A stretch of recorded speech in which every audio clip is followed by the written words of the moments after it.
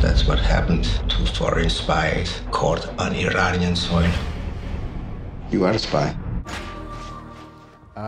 Check your expectations for snarky political commentary at the door. This is a very serious topic. Talk show host Jon Stewart wrote and directed the movie based on a disturbing true story. Opens Friday. It's called Rosewater.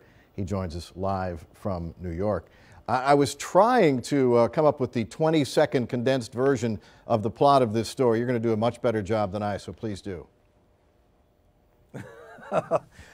In 2009, during the election in Iran, a journalist named Maziar Bahari was covering the elections and ended up being arrested himself after, in the protests.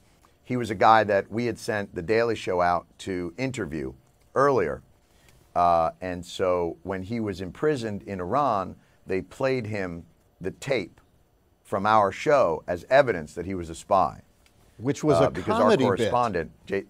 It was a comedy bit. Comedy bit. Right. And they use that as... Well, Jason Jones, he was... They use that as evidence against him in a, for what it's worth, Correct. Iranian court of law? Yes. They played him the clip in the prison. Jason Jones was wearing a keffiyeh and he had on sunglasses, and he said, you know, I'm an American spy, so tell me, why is your country so terrifying? And Maziar's point was, well, it's not terrifying, it's not a monolith. There's many interesting, and we have a lot in common, actually, with the United States. So they said to him in the prison, why would an American spy want to interview you if you were not working with American spies? Oh. And Maziar said, why would an American spy have a television show? And then it went downhill from that point. Downhill from there. Now, the name really Rosewater the story comes, of how he... I'm sorry, the name Rosewater comes from his interrogator, the guy with whom he had most of the contact during his 118 days, terrifying days in prison. Yes, in solitary confinement. Rosewater comes from, Maziar was blindfolded for the majority of the time, and rosewater is the scent. They use rosewater sometimes in the mosque to cover perspiration on the sandals. And so that was the scent that his interrogator had, and that's sort of how he knew him, and it was kind of the nickname.